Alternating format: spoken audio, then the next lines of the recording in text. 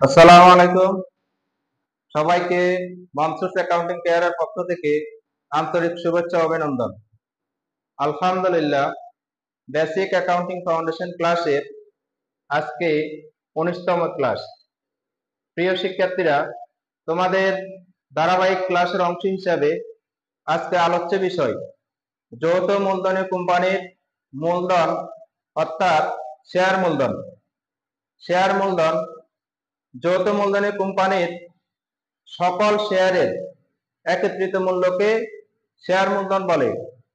Share মূলধন 5 প্রকার, যথা প্রথমত অনুমোদিত বা নিবন্ধিত মূলধন অথরাইজড ক্যাপিটাল, দ্বিতীয়ত ইস্যুকৃত বা বিক্রয়যোগ্য মূলধন ইস্যুড ক্যাপিটাল, তৃতীয়ত বিলিখিত বা আবন্টিত মূলধন সাবস্ক্রাইবড ক্যাপিটাল, চতুর্থত তলবকৃত মূলধন কল্ড আপ ক্যাপিটাল, পঞ্চমত আদায়কৃত বা পরিশোধিত মূলধন পেইড আপ ক্যাপিটাল। তবে বাংলাদেশে ইস্যুকৃত শেয়ারের মূল্য এককালীন আদায় করা হয়, তাই বর্তমানে 4 প্রকারের মূলধন হিসাবভুক্ত হবে, অর্থাৎ তলবকৃত মূলধন হিসাবভুক্ত হবে না। শেয়ার অধিহার কোম্পানির মূলধন জাতীয় আয় অর্থাৎ দায়, তাই শেয়ার অধিহার আর্থিক অবস্থার বিবরণীতে দায়ের দিকে বসবে। শেয়ার অবহার কোম্পানির মূলধন জাতীয় ব্যয় অর্থাৎ সম্পদ, তাই শেয়ার অবহার আর্থিক অবস্থার বিবরণীতে সম্পদের দিকে বসবে। আর্থিক অবস্থার বিবরণী সম্পদ হিসাব, দায় হিসাব ও মালিকানা সত্ত্ব হিসাব নিয়ে যে বিবরণী তৈরি করা হয় তাকে আর্থিক অবস্থার বিবরণী বলে। যৌথ মূলধনী কোম্পানির মূলধন অধ্যায়ে অর্থাৎ শেয়ার ইস্যু অধ্যায়ে আর্থিক অবস্থার বিবরণীর প্রস্তুত প্রণালী। প্রথমত কোম্পানির নাম লিখতে হবে, দ্বিতীয়ত আর্থিক অবস্থার বিবরণী, তৃতীয়ত তারিখ, অর্থাৎ 3 লাইনের শিরোনাম করতে হবে। আর্থিক অবস্থার বিবরণীতে বসে সম্পদ হিসাব, দায় হিসাব, মালিকানা সত্ত্ব হিসাব। প্রথমত সম্পদ হিসাব। সম্পদ হিসাবের মধ্যে প্রথমত লিখতে হবে স্থায়ী সম্পদ, অর্থাৎ ভূমি, জমি, দালান কোঠা, আসবাবপত্র। প্রশ্নে যেভাবে উল্লেখ থাকে সেভাবে লিখতে হবে। প্রথমত স্থায়ী সম্পদ লিখতে হবে। দ্বিতীয়ত চলতি সম্পদ।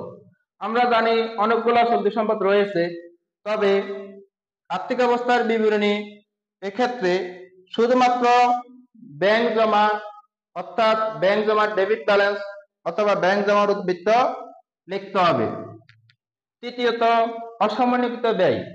অসমন্বিত ব্যয় অর্থাৎ বুড়ো সম্পদ, কাল্পনিক সম্পদ বা অলিক সম্পদ। তো অসমন্বিত ব্যয় লিখতে হবে, যেমন শেয়ার অবহার বা বার্তা, অবলেখকের কমিশন বা দস্তুরি, প্রাথমিক খরচাবলী, ব্যাংক চার্জ বা ব্যাংক কমিশন, এগুলো লিখতে হবে।